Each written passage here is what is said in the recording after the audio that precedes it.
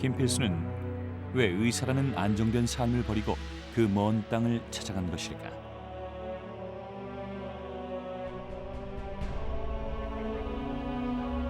당시 독립전쟁을 위한 최상의 방책은 해외에 독립기지를 건설하는 것이었다.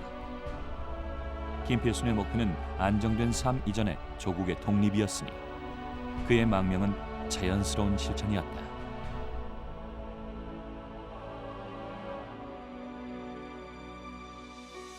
그는 형제보다 친한 사이였던 친구 안창호에게 자신의 결심을 밝힌다. 의사로서의 본분을 다하면서 독립운동에 헌신하겠다는 내용이었다.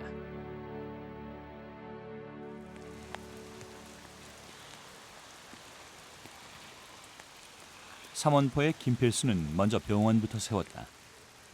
척박한 삶일수록 가장 절실한 삶의 조건을 마련해 가난과 혹독한 노동에 시달리던 사람들을 도우려는 것이었다.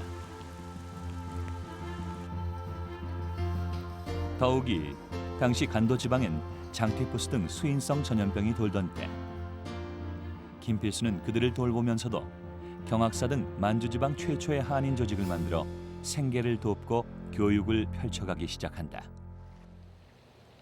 김필순을 비롯한 독립운동가들은 이곳에서 대한민국 독립운동사에 큰 획을 긋는다. 항일 투사들의 양성소 신흥무관학교를 건설한 것이다.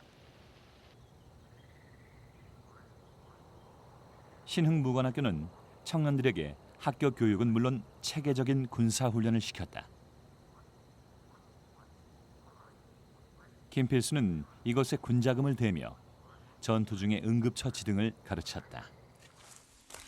这个地方啊，就是那个过去啊，就是学校，现在呢，这个换瓦了，但当时呢，都是你建的这种土坯的房子。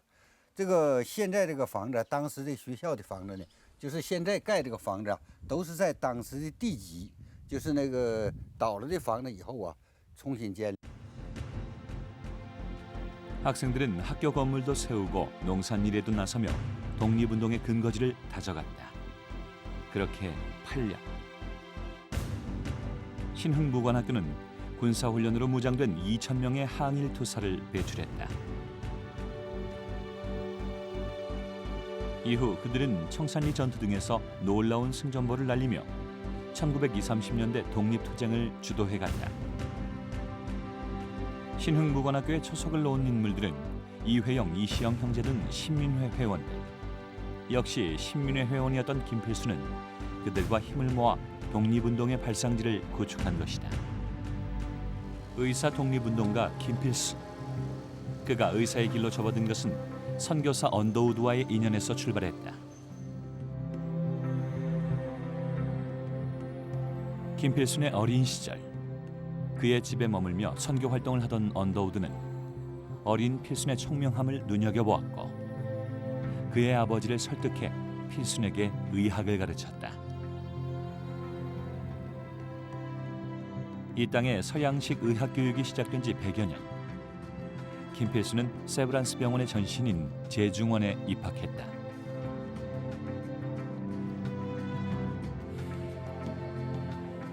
하지만 당시는 의학 교육의 체계가 미흡하던 때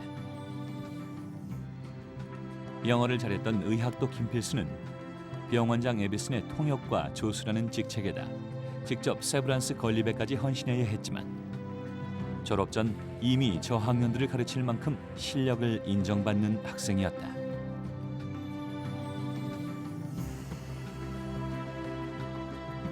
학생 시절 그는 여러 권의 서양 의학서들을 번역하기도 했다. 한글로 된 의학서적 한 권 없이 서양 의학을 배워야 했던 후학들에겐 값진 유산이었다.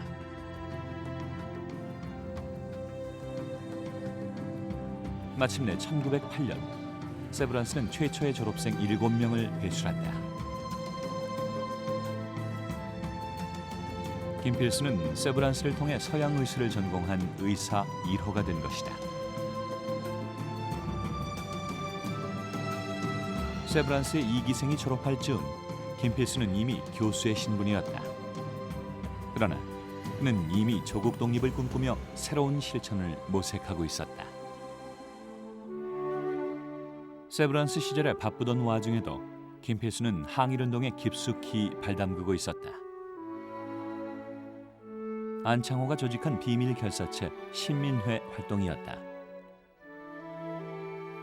김필순과 안창호의 돈독한 우정과 조국에는 그들을 보며 자란 조카 김마리아를 독립운동의 길로 이끌기도 했다.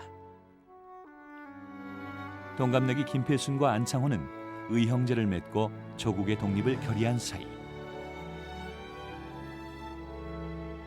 김필순은 안창호의 결혼 절차와 비용 일체를 해결해 줄 만큼 아낌없이 안창호를 후원해 주었다. 안창호 또한 큰아들의 이름을 김필순의 영문 이름인 필립으로 지을 만큼 둘은 서로를 북돋우며 고난을 이겨내갔다. 그들이 함께한 신민회의 비밀 아지트는 김형제 상회, 김필순이 형과 함께 운영하던 상점이다. 신민회는 생명과 재산을 바칠 수 있는 사람만이 회원이 될 수 있는 엄격한 조직으로 이회영, 노백린, 양기탁, 이동휘 등 뛰어난 지도자들이 모임을 이끌고 있었다.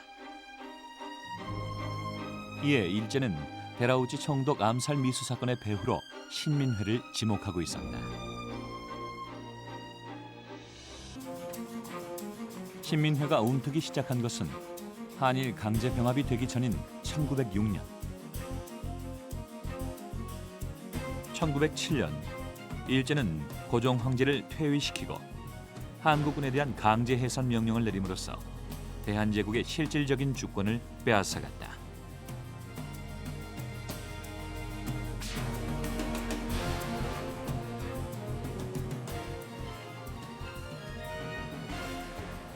그러나 무장 해제된 한국군이 해산식을 하기 위해 집합했을 때 서소문 밖에선 대대장 박승환이 자결한다. 항쟁의 불길은 제2연대로 파급되어 치열한 시가전으로 번져갔다.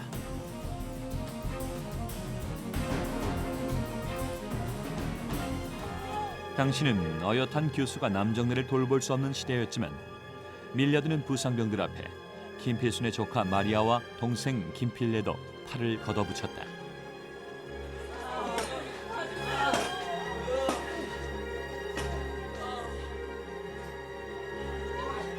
그때 김필레와 김마리아의 경험은 독립운동에 투신하는 계기가 되었다. 여기 좀 봐주세요. 이 한 열흘 이상 잠도 못 자고 온 식구가 달려들어서 이 간호를 하면서 그때 아주 한국민으로서의 그 울분을 느끼지 않는 사람이 없었죠. 그리고 안 도와주는 사람이 없었고 너무나 다 죽어가는 그 상황에서 그 아주 독립투사의 그 길로 모든 사람이 들어가게 된 아주 결정적인 계기가 되지 않았나 생각합니다. 배고인 사건을 계기로 간도로 망명했던 김필수는 다시 치치하울로 근거지를 옮긴다. 간도 지역에 대한 일제의 감시와 검거가 심각해진 까닭이었다. 치치하울에 도착한 김필순이 자리를 잡은 곳은 사찰로 쓰이던 관제묘. 지금은 관우의 묘와 사당이 있는 곳이다.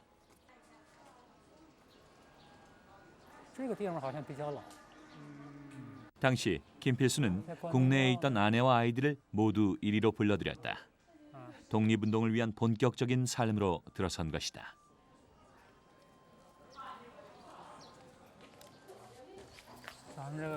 김필순 가족의 살림집은 사찰의 빈 방 하나였다. 90여 년이 흐르는 동안 그들이 머물던 공간은 몇 차례 손을 보긴 했지만 지금도 그들의 고난했을 당시의 삶을 짐작할 수 있는 것이었다. 김필수는 먼저 관제묘에서 얼마 떨어지지 않은 곳에 병원을 세웠다. 그의 병원은 북제진료소. 서양 의술이 널리 보급되지 못했던 시절이니 병원은 적잖은 환자로 북적였을 것이다.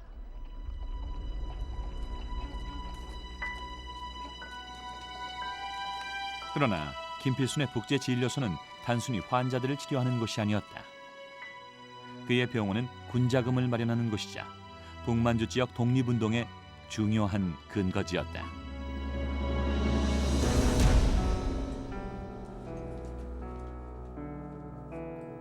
치치하울은 중국과 러시아를 오가던 독립운동가들이 거쳐야 했던 곳.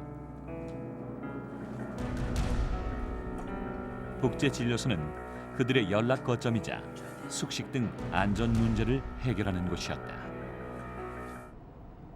치치하울 시내의 김필수는 수시로 인근의 농촌 지역으로 향했다. 그것은 바로 김필순이 꿈꾸었던 한국인 이상촌이 건설되던 곳. 북만주의 신흥무관학교를 꿈꾸며 그는 치치하울 일대의 땅을 사들였다. 한인들이 망국의 서름 속에서도 독립을 준비하며 가장 이상적으로 살 수 있는 곳.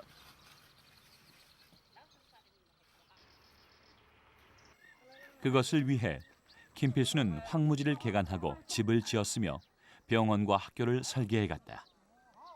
자신만이 아닌 온 가족의 헌신이 거기에 있었다. 멀리 치치하울까지 의사와 교사로서의 안정된 삶을 버리고 달려와준 가족. 그들에게 독립운동은 그만큼 간절한 것이었다. 뒤늦게 발견된 한 장의 문서는 김필순이 치치하울만이 아니라 그가 떠나온 만주의 삼원포와도 네트워크를 조직해 활동했음을 말해주고 있다. 그가 300여 명의 한인들을 생계회란 이름으로 조직하고 한국의 부흥을 꾀했다는 것이다.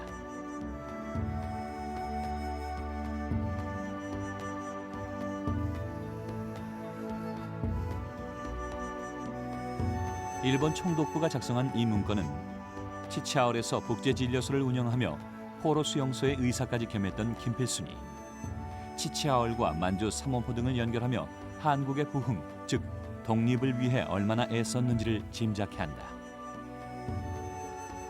총망받는 의사로서 만주와 치치하울의 이상촌을 꿈꾸었던 독립운동가 김필순.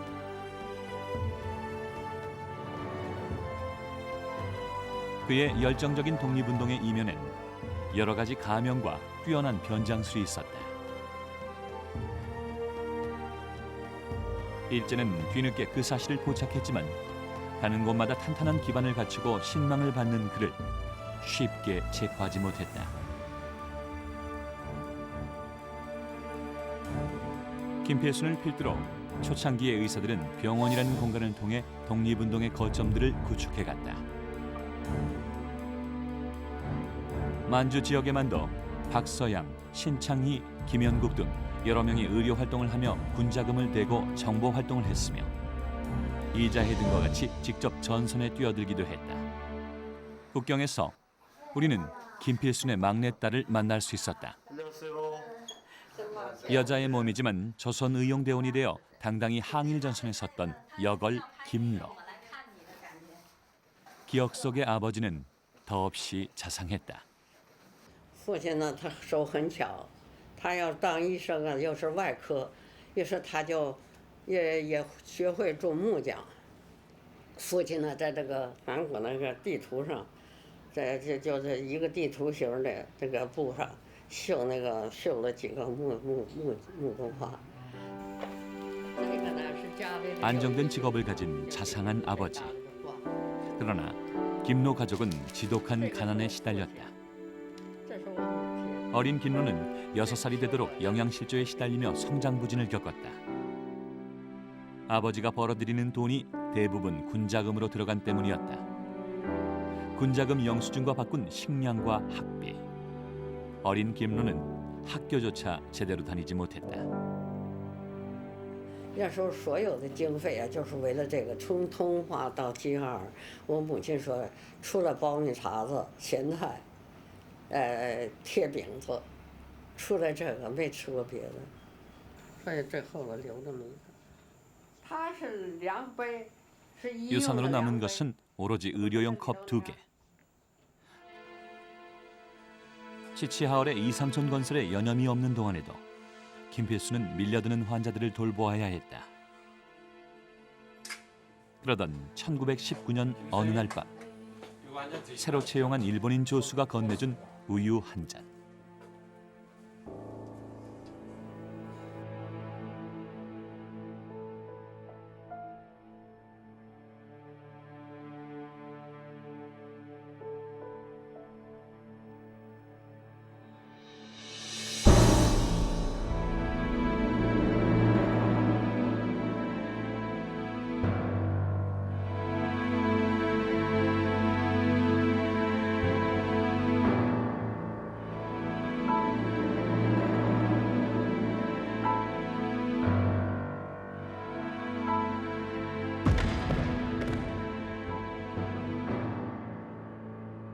원대하던 김필순의 꿈도, 그를 따르던 수많은 한인들의 꿈도 그처럼 일제의 음모에 의해 억울하게 쓰러져 갔다.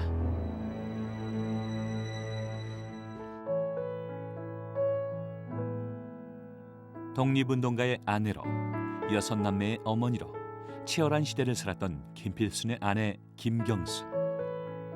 차디찬 북만주에서 그이는 남의 집 빨래와 산판으로를 하며 기꺼이 가난을 버텨냈고, 김필순의 형제와 자식들은 그 뒤를 이어 독립운동가 집안을 일궈냈다. 임시정부의 국무위원을 지내고 훗날 해방전국에서 분단을 막기 위해 애썼던 민족지사 김규식. 김규식의 아내이자 김필순의 동생 김순애는 대한애국 부인회를 조직했고, 막내 동생 김필래는 YWCA를 창설했다. 임시정부의 대의원이었던 조카 김마리아와 임시정부의 외무총장이었던 딸 김위, 막내딸 김로는 연안조선군정학교 교수가 됐고, 큰아들 김영은 간도 재창의원을 세웠다. 셋째 김염은 수많은 항일 영화의 주인공이 되어 중국을 떠들썩하게 만든 영화 황제가 되기도 했다.